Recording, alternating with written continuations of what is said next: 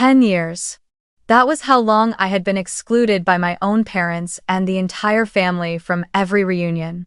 No Thanksgiving invitations, no Christmas calls, not even a simple birthday card. I had become the shadow, the name they crossed off the list without hesitation because they believed I would never amount to anything. But life has a way of turning. From nothing, I built my career, bought land in the suburbs, and raised a mansion that stood as a symbol of the persistence and ambition they once mocked.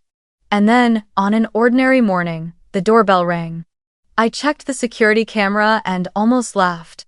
There they were, my parents, my so-called perfect sister, and a few relatives standing at my gate after 10 years of silence. I opened the door, calmly invited them in, and watched as the color drained from their faces one by one when they realized the truth. This was no longer the failed Eleanor they remembered.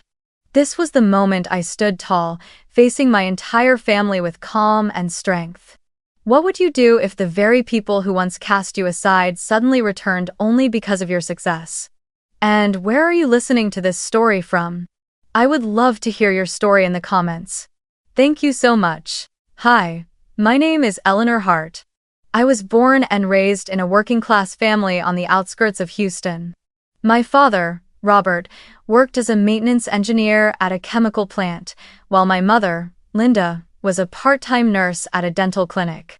Our income was modest, but it was enough to keep a roof over our heads and simple meals on the table. From a young age, I understood that in this family, a person's worth was measured by very specific standards: grades, athletic achievements, recognition from others. And in that game, I was never the chosen one. My sister Vanessa was always the shining star. She had near-perfect grades, was on the school cheerleading squad, and later earned a full scholarship to a prestigious university. My parents could not contain their pride, telling neighbors, coworkers, and relatives about their perfect daughter over and over again. At every family gathering, my father would raise his glass to toast Vanessa's latest achievement, while my mother would proudly show off photos of her in her cheerleader uniform as if they were priceless treasures. But I was different. From a young age, I was drawn to things that adults dismissed as meaningless. I could sit for hours sketching the house of my dreams, cutting out magazine images to imagine what the living room would look like with an extra window, or rummaging through a box of scrap wood to build a model. When my parents found me spreading paper and pens across the floor instead of studying math, they sighed and shook their heads. "That girl is always daydreaming," my mother would say. My father's voice would harden. "What good will drawing do you? Focus on getting good grades like your sister." Those words, repeated throughout my childhood, sank into my mind like a label. Useless, impractical, not worthy. I still remember every Sunday family gathering at my grandmother's house in Houston. Her red brick home, with the long wooden table in the dining room, was always the stage for their display of accomplishments. Everyone sat together, and as a matter of habit, the first stories were always about Vanessa. She just got a perfect score on the advanced math test. The university sent her an acceptance letter. She's going to compete in the statewide cheer competition. The applause, the cheers, the proud nods filled the room. When it was my turn, most questions were polite small talk. "Are you doing okay? What subjects are you taking?" If I excitedly pulled out a drawing I'd finished in art class, people's eyes skimmed over it and quickly moved on to another topic. And somehow, even at 16 or 17, I was always seated at the far end of the table, next to younger cousins. While Vanessa sat beside our grandmother, the center of every compliment, I felt like a shadow, existing only to fill empty space. I used to think maybe I was just being overly sensitive, but the older I grew, the more I realized the favoritism was real, clear, and openly displayed. Once, when I won first place in a school interior design competition, I rushed home with the certificate, hoping that at least this time my parents would be proud of me. Instead, my father gave a dismissive laugh. "What good is an art contest? A girl should train to be a nurse like your mother, a stable job." Just a week later, when Vanessa won another academic award, the whole family threw a small party, calling distant relatives to share the news. I stood on the sidelines, hearing the laughter echoing from the living room, my chest tight with both pain and shame. As time went on, the comparisons became wounds too deep to heal. Every holiday, my parents would tell relatives that Vanessa was their pride, while I was mentioned briefly, like a name they were obligated to include. In their eyes, I was the cautionary tale, the living example for the younger cousins. Study hard like Vanessa, don't waste time on silly dreams like Eleanor. I remember one uncle, laughing, said directly to my face, "If it weren't for Vanessa, this family would have no one to be proud of." Those words stunned me into silence, as if my entire existence had no value beyond serving as a backdrop for my sister's spotlight. When I turned 18, while my friends were applying to big universities and my family was busy planning a celebration for Vanessa's admission into a prestigious business school, I chose a different path. I enrolled in architecture at a community college in Houston. That decision nearly froze the entire family. My father looked at me as though I had committed an unforgivable mistake. "You had the grades to get into a 4-year university, and you chose that cheap option? Do you realize what people will think? Vanessa will be getting her MBA, and you'll be stuck in some low-level school?" My mother pressed her hand to her forehead and complained to my grandmother that I was deliberately choosing a different path just to rebel. At that dinner, no one asked why I chose architecture. No one cared that I had loved drawings and building models since I was a child. All they saw was a choice that was less valuable, less prestigious in the eyes of the world. I didn't fight back. Instead of arguing, I threw myself into studying and working part-time jobs. At night, I waited tables at a cafe to pay tuition. During the day, I sat in class absorbing theory, and on weekends, I worked as a construction laborer for a small company in Houston.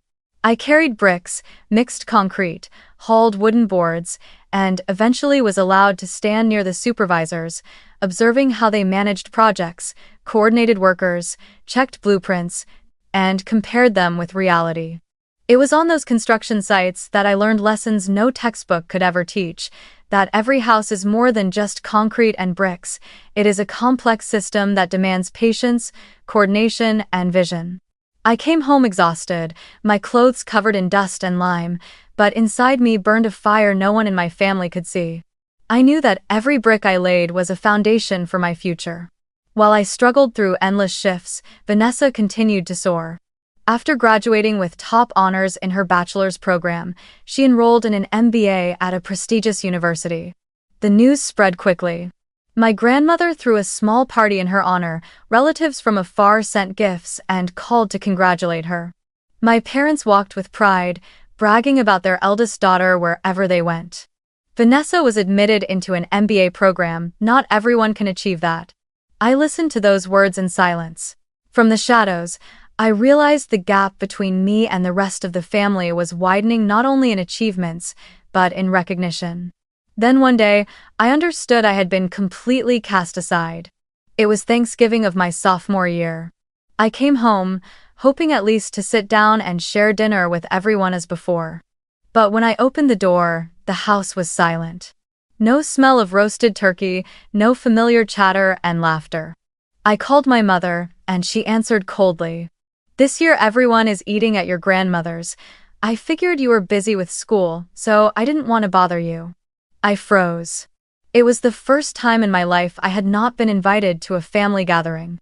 Later, I learned the truth. They were embarrassed to have me at the table, afraid that guests and relatives would compare me again to Vanessa, the perfect daughter who was preparing for an exchange semester abroad. From that moment on, I was officially absent from every reunion. Every year, photos of their reunions still appeared on social media. The family gathered around the dinner table, raising glasses in celebration, smiling brightly. I watched from afar, feeling as though I was standing behind a glass wall, able to see everything clearly but never allowed to step inside. My empty chair was long forgotten. No messages, no check-ins, no words of concern. They had erased my name from the family circle. I became a shadow in the truest sense, existing, but never acknowledged. At that time, I felt both hurt and humiliated, but I also began to realize that their exclusion had freed me from a suffocating chain. No more dinners filled with tension, no more mocking laughter, no more comparing glances. I had lost my family on paper, but I had gained the freedom to build a path of my own. Every brick I laid at a construction site, every blueprint I completed, became a quiet response to the years I had been dismissed. And I swore that one day, they would witness this so-called uselessness transform into something they could never have imagined. When I turned 23, while many of my peers were still scrambling to secure stable jobs after graduation, I gambled my future on a bold decision. Along with 2 classmates from my architecture program who, like me, had no desire to become low-level employees in some design office, I took out a bank loan, combined with what little savings we had, to buy an old, rundown house in the suburbs of Houston. That house had once been the pride of a working-class family in the 1972nd, but now the roof leaked, the wooden floors were rotted by termites, and the walls were peeling in patches. To outsiders, it looked like nothing but a pile of bricks waiting to collapse. But to us, it was opportunity. We threw ourselves into the work without rest. During the day, I still worked part-time on construction sites to cover my living expenses, but in the evenings and on weekends the 3 of us cleaned, replaced the roof, polished the floors, rebuilt the plumbing and electrical systems, and most importantly, breathed new life into the design. We kept classic details like the wooden staircase, but blended them with a modern style, adding glass windows to draw in natural light. 6 months later, the house was completely transformed into a spacious, bright living space, and we sold it for double the purchase price. The profit wasn't much once split 3 ways, but it gave me something far more valuable than money, the conviction that I was on the right path. After that first venture, we kept going. Each project taught us something new. How to negotiate material costs, how to work with contractors, how to persuade potential buyers. Gradually, I became skilled not only in design but also in project management. I learned when to cut costs and when to invest boldly to create impact. We reinvested our capital, and after 3 years, what started with 1 old house had turned into more than 10 renovated homes, each sale adding both money and experience to our journey. Yet that happiness was never shared with my family. I tried, once. During a rare phone call with my mother, I excitedly told her that the 3rd house we had renovated was attracting offers higher than expected from a young couple. She was silent for a moment before replying flatly, "I still think you should find a stable job. Doing risky things like that, what if you lose money?" Hearing that felt like having cold water poured over me. To them, everything I was building was just a reckless gamble, a prolonged whim. They never saw the sweat, the sleepless nights, the calluses on my hands.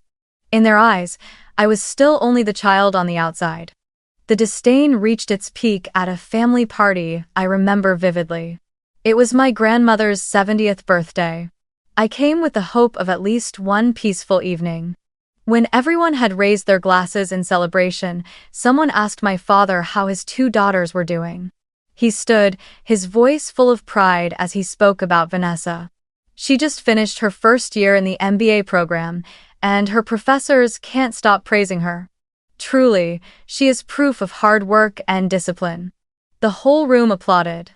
Then the eyes turned to me. Before I could even open my mouth, my father gave a dismissive laugh and continued. "And Eleanor, she's still experimenting. You know how it is, some children succeed, and some are just failed experiments." Then, the room fell silent for a few seconds, followed by awkward laughter. I stood frozen, the glass trembling in my hand. The words "failed experiment" echoed in my head like a knife. I didn't argue, I didn't cry in front of them. I simply set my glass down, excused myself, and left. At the door, I took a deep breath to hold back the lump in my throat and swore to myself that it would be the last time I ever attended such a family gathering. If, in their eyes, I was nothing more than a failed experiment, then I would leave that laboratory forever. The years that followed were lonely. I no longer attended any reunions, nor did I expect a call or a message of concern. Every weekend, while friends gathered with their families, I was on construction sites with mortar on my hands, or bent over a drafting table late into the night. There were long nights when I asked myself if it was worth trading family ties for a career. But each time an old house transformed into a dream home for a young family, each time I saw the joy on a buyer's face, I knew I had chosen correctly. My blood relatives had turned their backs on me, but I was creating another kind of family, the homes I helped build. And that gave me the strength to keep going, no matter the ridicule whispered behind my back. From that day forward, I understood that I no longer needed their approval. I would let time and my accomplishments speak for themselves. And one day, when they finally realized it, it would be too late to reclaim the years they had lost. In the years after I stepped out of my family's shadow, I poured every ounce of energy into my work, refusing to allow myself a single day of rest. Starting with small houses in Houston, I began to broaden my vision and dream of larger projects. At 25, I took a bold risk. I purchased a large plot of land on the outskirts of Austin. It was an untouched stretch of land, overgrown with weeds, ignored by most people. But to me, it was like a giant blank canvas waiting to be painted with dream homes. I began by developing a cluster of 3 upscale houses, each with its own distinct style, but all designed with sustainability and elegance in mind. I personally supervised every detail, from the placement of windows to capture natural light to the choice of hardwood floors that would retain their beauty for years to come. When the project was completed, the homes sold so quickly I hadn't even finished posting all the signs. With that profit, I reinvested into more land, repeating the cycle and expanding further each time. What set me apart from many other developers was that I never worked with a quick profit mindset. I didn't just build to sell, I poured heart and strict standards into every project. I wanted anyone who stepped into a home I designed to feel warmth, safety, and luxury. That philosophy helped me quickly establish a reputation in Austin's real estate world. Word spread about a young woman entrepreneur, barely in her mid-20s, who dared to dream big, dared to take risks, and whose projects carried a unique signature. Many clients came to me not only to buy a house but because they trusted my vision and dedication. Even so, I kept a quiet lifestyle. I didn't flaunt my success on social media, nor did I host extravagant parties. I still drove the same pickup truck that had carried me through years of construction sites. My clothes were simple shirts and jeans. To me, true value didn't lie in luxury items put on display, but in the durability of what I had built. Once, a business partner laughed and said, "Eleanor, with the money you're making, you could live anywhere, drive anything." I simply replied, "I don't need to prove that. I know who I am." That answer slowly became my life philosophy. Throughout that journey, I found something more precious than money, a real family. Not my parents or my sister, but the builders, architects, and designers who had walked with me through every project. We shared rushed lunches at construction sites, sleepless nights finishing blueprints, sweat dripping in the sweltering Texas summer. When someone in the crew faced hardship, all of us came together to find a way to help. Once, when the home of one of our electricians was damaged by fire, I didn't hesitate to mobilize the whole team to rebuild it free of charge. That was the moment I realized, blood does not make a family presence and loyalty do. The greatest milestone of all was when I began building my own estate on a 7-acre plot of land. This was not just a house, but a symbol of my journey from a girl dismissed as worthless to a woman who built her own empire. I drafted the design myself. A 6,000 square foot mansion with high ceilings, glass walls facing an artificial lake, and a grand living room large enough to host gatherings with friends and colleagues. I reserved a study with towering bookshelves, where I could look out into the garden and draw inspiration. The kitchen was designed like a professional restaurant because I believe meals nurture connection. And most importantly, I built a garage big enough to house a collection of vintage cars I had loved since childhood, a gift to myself for the dreams I once never dared to imagine. The day the project was completed, I stood in the stone-paved courtyard, gazing at the mansion glowing under the sunset. Memories flooded back the times I was pushed away from the family dinner table, the words that dismissed me as a dreamer and useless, the tears I swallowed when my parents called me a failed experiment. All of it condensed into a feeling that was both bitter and sweet. Bitter because I had once been rejected. Sweet because I had come this far with my own two hands. No one could deny me anymore. This house, this land, every wall and every window was proof that I had won not against my family, but against the doubt and shame they had planted in me. Over those 10 years, I built not only a career but also a new identity for myself. I still remember clearly the day my name first appeared in an Austin real estate magazine. The article was about a new generation of young entrepreneurs reshaping the face of suburban Texas, and it featured a long section about me, a 33-year-old woman, founder of a high-end housing design and development company who had transformed overlooked plots of land into dream homes. A photo of me standing in front of my newly finished estate, wearing a white shirt and jeans, holding blueprints in my hand, filled half a page. For me, it was just a milestone, proof that years of effort were finally recognized. But for my old family, that article was like a bell tolling in the night, waking up the attention they had spent 10 years trying to shut off.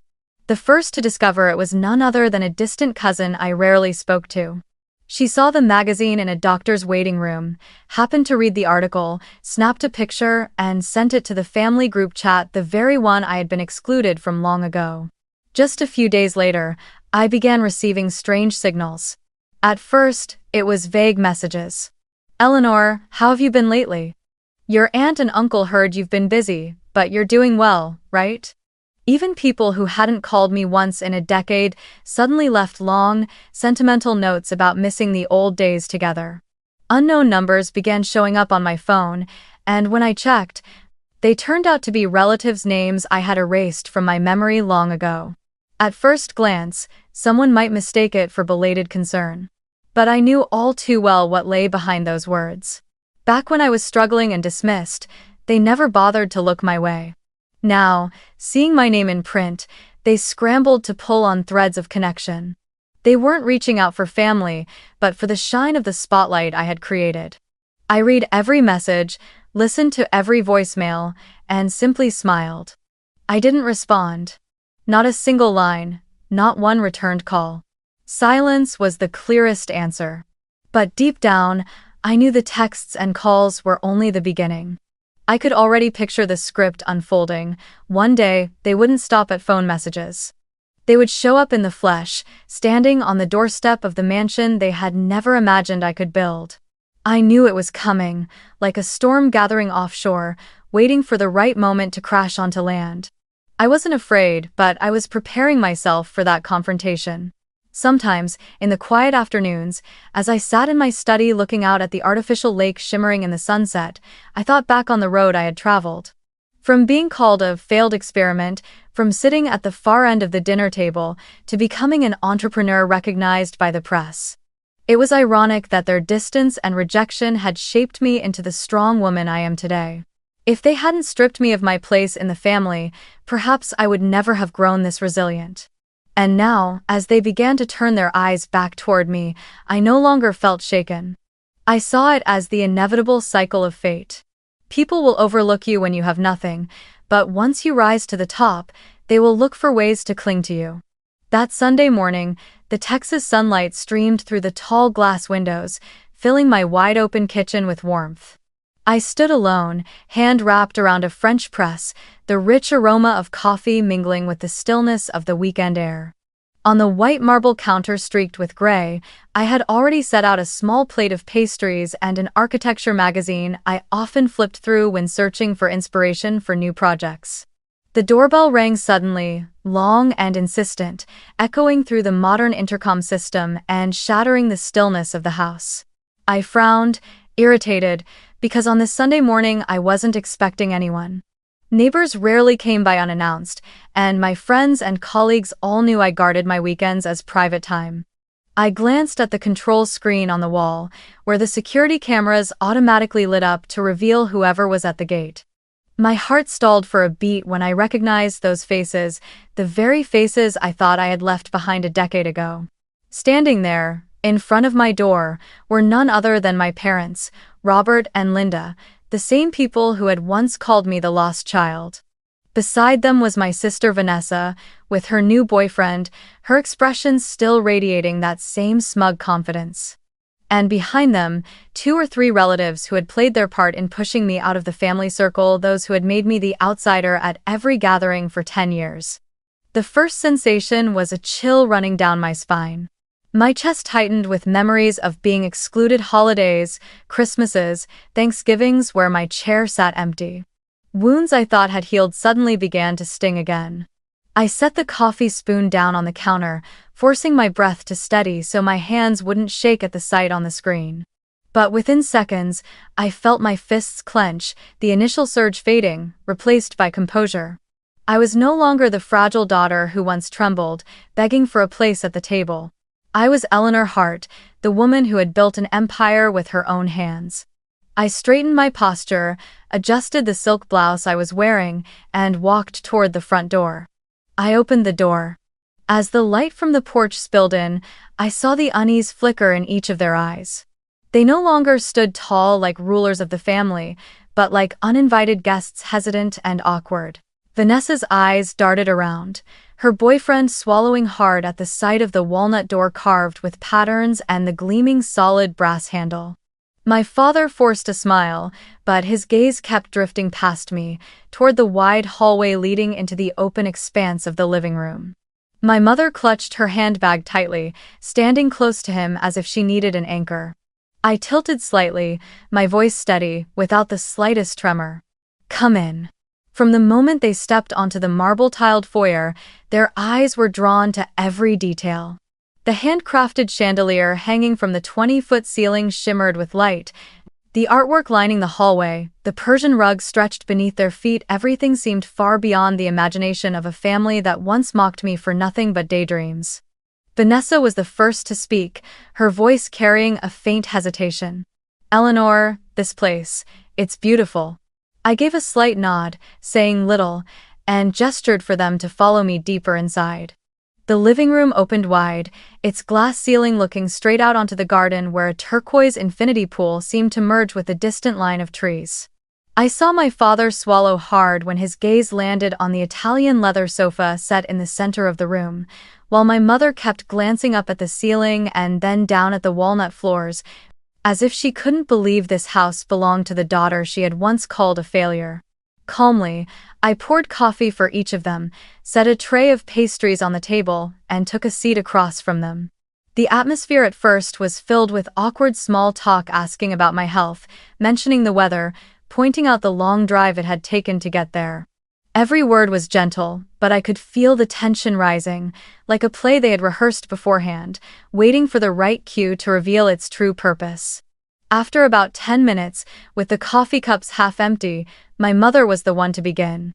She set her cup down, took a long breath, and spoke in a grave tone. "Eleanor, I know it's been a long time since we were together the way we used to be, but today I want to be honest. Vanessa is going through something. She's in the middle of a divorce. You know how complicated the legal process in Texas is these days, and attorney fees keep rising. Our family is really struggling." I sat still, my hands laced together, my eyes never leaving her face. In her voice I caught the mixture of false remorse and a very real anxiety, not about the fracture of family ties, but about the financial burden pressing down on them. Vanessa sat beside her, trying to hold herself steady, but I could see the cracks. Even flawless makeup couldn't hide the dark circles under her eyes, no doubt from sleepless nights spent fighting over assets with her husband. Yet, instead of turning to me for sympathy, she sat stiffly upright, her gaze fixed on the tile floor, as though the very act of asking help from the useless sister was harder to bear than the divorce itself. Before I could even respond, my father cut in, his voice low but pressing on every word as though trying to frame the request as a golden opportunity. "Eleanor, this could actually be an investment. You've built a strong company, you have capital, you have credibility. If you help the family through this period, not only will things stabilize, but it could also create long-term benefits for all of us. Investing in Vanessa, in our family's future, wouldn't that be good? He leaned back in his chair, arms crossed, trying to look like a man offering a fair partnership. But in his eyes, I saw the desperation he couldn't quite disguise. I stayed silent, letting their words hang in the air. I knew very well this was no partnership, no opportunity. It was a request for money, wrapped in polished language. They hadn't come here to congratulate me, or to mend the bonds they had cut 10 years ago. They came for my wallet, the same wallet they once believed would never exist. I looked at each face in turn. My mother, anxious for a reaction. My father, straining to appear calm. Vanessa, bitterly silent, and the relatives exchanging expectant glances with one another.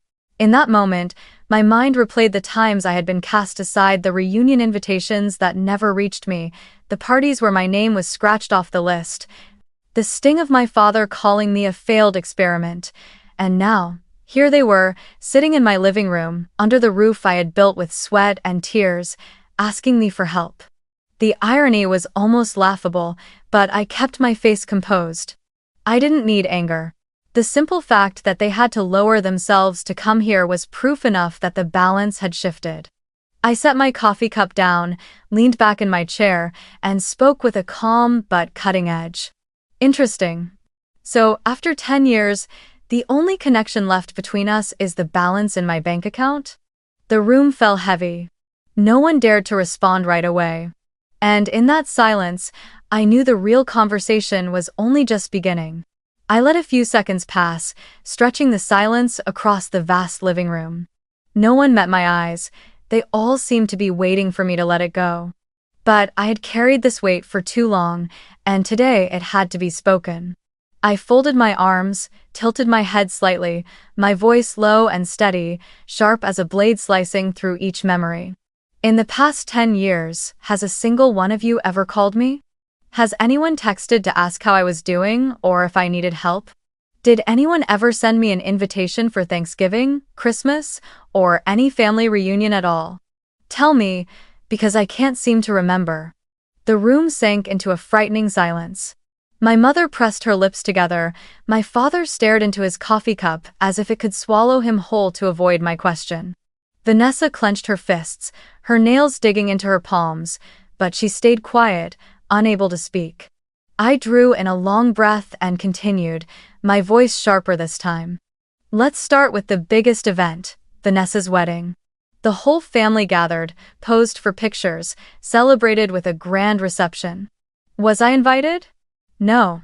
I didn't even know it was happening until I saw the photos on social media. You laughed, you danced, you toasted, while I sat alone in a cramped apartment. Do you have any idea what it feels like to be cut out of a moment that important by your own blood? It's like a declaration that I was never part of this family at all. Vanessa lifted her head as if to say something, but I raised my hand to stop her. I'm not finished. When Mom had heart surgery 7 years ago, I left work, drove 4 hours to the hospital with a bouquet and an envelope of money to help with the expenses. And what did you say when I arrived at the reception desk? That I wasn't close family, that I should wait outside. Do you know what that felt like? I sat in the hallway, listening as names of loved ones were called to go in, while I was treated like a stranger. I waited there for hours and was finally allowed in for 5 minutes while Mom was still unconscious. I left the envelope, hoping it would help. But what happened after? No one mentioned it again, no one thanked me, no one even told me whether the money was used for the hospital bill. You simply erased me from the story. I could feel the tension rising in the room. Someone shifted uncomfortably in their seat. Vanessa pressed her lips so tightly they turned pale. I continued, this time locking eyes with my father. And then there's Ethan, your son, Vanessa. When he applied for college, I quietly transferred money to the family account to help cover his tuition. I didn't ask for recognition, only that he would have a better chance. But the money was sent back with a short message. We don't need it, didn't need it, or didn't want to admit that the so-called failed daughter was capable of helping. Do you have any idea how that felt? As if not only was my care rejected, but it was treated with contempt. I paused, letting the accusations hang in the air. The room remained silent, except for the ticking of the wall clock. I watched the color drain from each face. My mother's eyes rimmed with red, my father awkwardly averting his gaze, Vanessa with her head bowed toward the floor. Shame was seeping through the room, heavy enough to make it hard to breathe.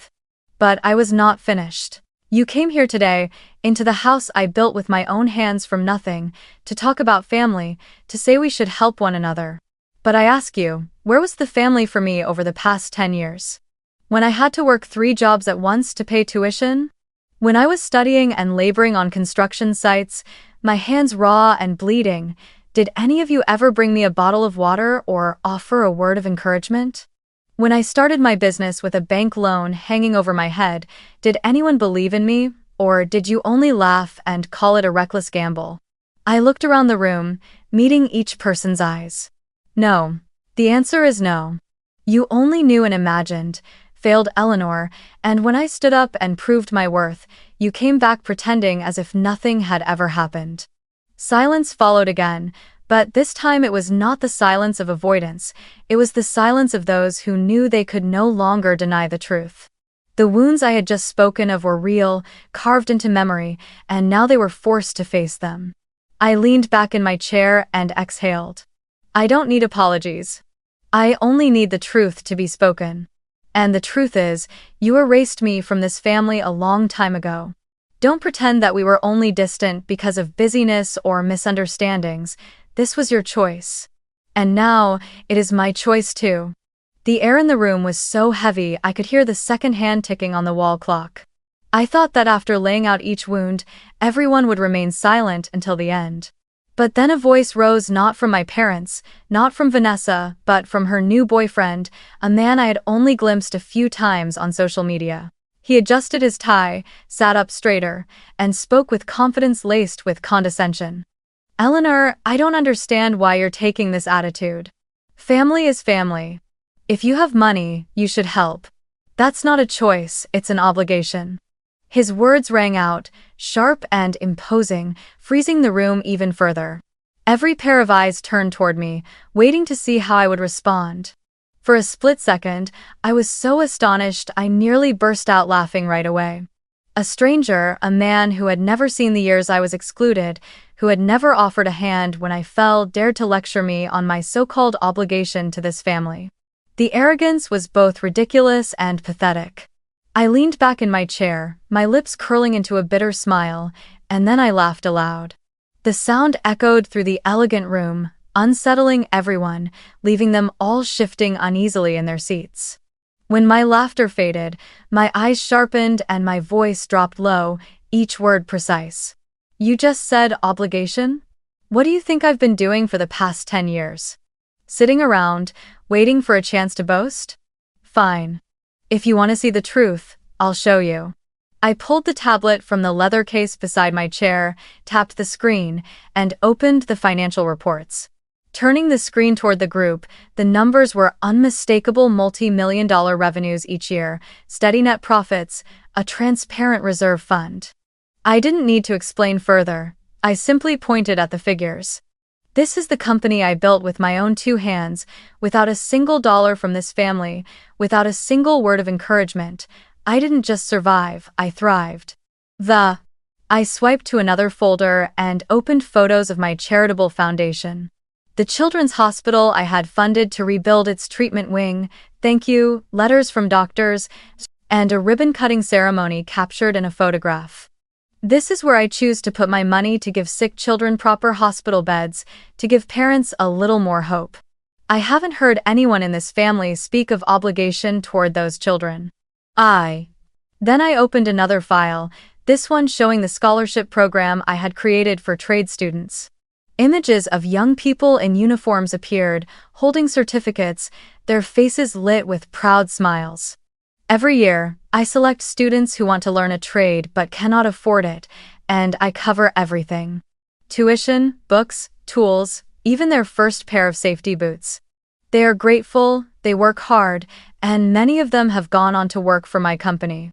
I help them because they value the opportunity, because to them it is a doorway to a new life. I lifted my head and locked eyes with him, then swept my gaze slowly across everyone else. I help those who know how to value it.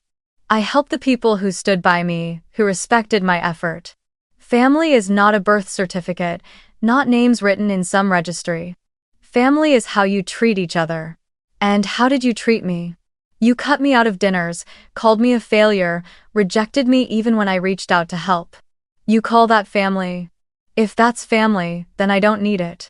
My words fell with finality, like a gavel striking down. No one spoke.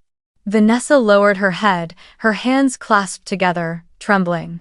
My mother opened her mouth as if to speak, but no words came, only her reddened eyes. My father gave a faint cough, his gaze drifting away, unwilling to meet mine. And the man who had just preached to me about obligation sat frozen, his lips twitching as if to form words, but nothing came out. The room stood stunned, as if they had just been confronted with a mirror reflecting the rawest truth. In their bewildered eyes, I saw no trace of the arrogance they once carried, only helplessness and shame. They had come here hoping to sway me with words of family and duty, but in the end, they were cornered by the very neglect they had shown for a decade. I took a small sip from the coffee left in my cup, calm as if I had just concluded a simple negotiation. Inside me there was no hatred, only clarity.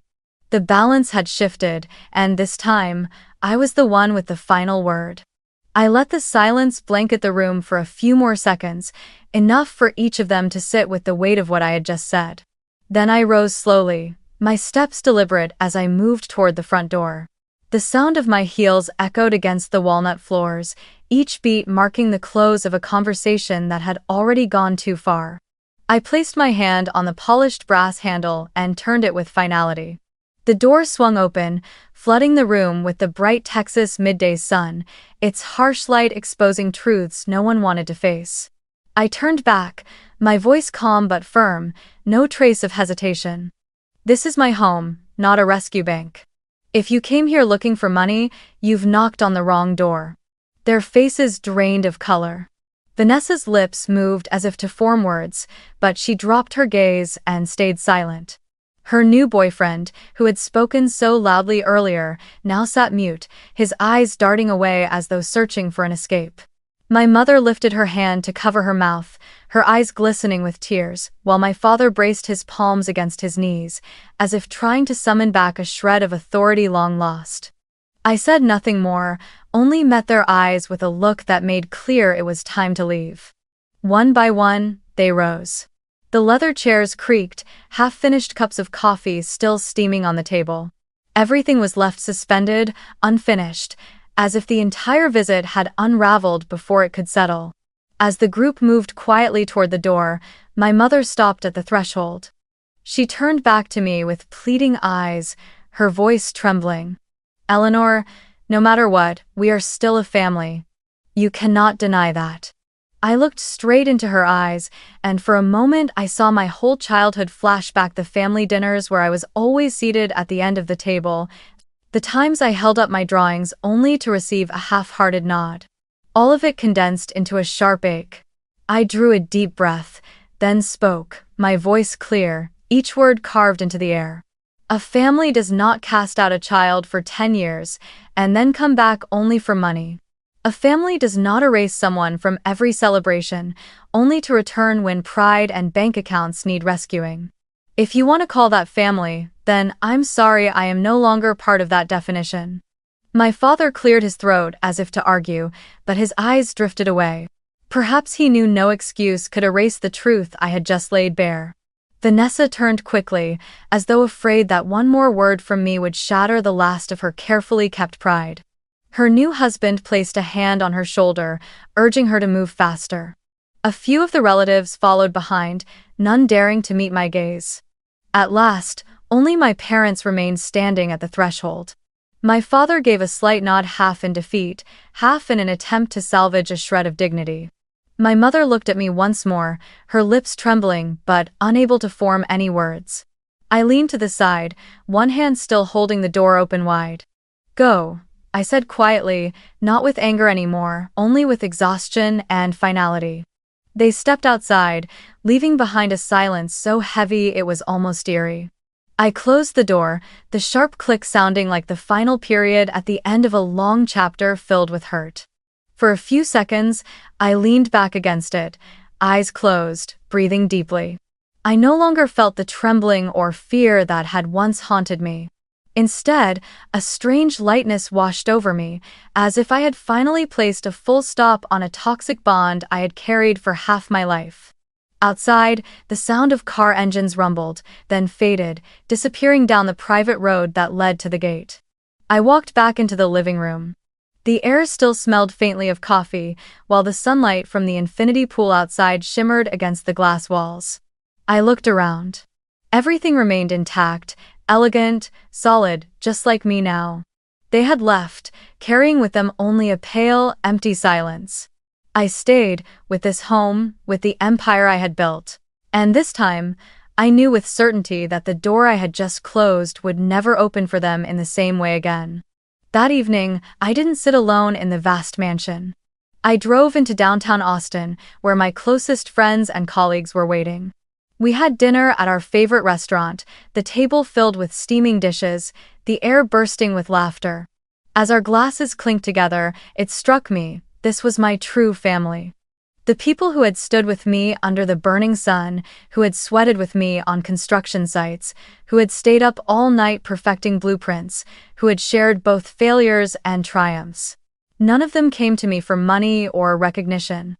They were here because they valued me for who I was, and for the bond we had built together. A friend raised their glass, smiling. "Eleanor, we don't care how much money you have, we just need you here, with us." I nodded softly, the corner of my lips lifting. The words were simple, but they touched the deepest part of me. They reminded me that blood does not equal love. Family isn't just names written on paper, it's presence, it's how people treat one another. Driving home through the brightly lit streets, I thought about my journey. From the girl always pushed to the end of the table, to the one excluded from every reunion, to the woman who stood tall on her own strength and mind. I had come to understand this. You have the right to choose your family not by blood, but by respect and genuine care. And sometimes, healing doesn't mean patching up a fracture too deep to mend, but letting it go so you can walk forward on your own. When I returned home, I went straight to my study. On the desk lay sketches for my new community project. I sat down, turned on the lamp, and picked up a pencil, adding a few more lines.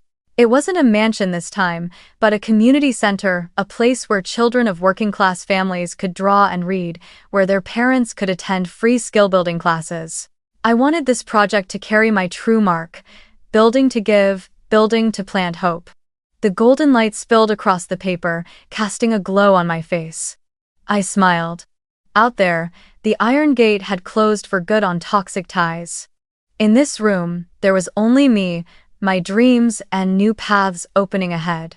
I knew then. I hadn't lost a family I had simply chosen again, a family made of presence, love, and gratitude. And this time, I was truly free.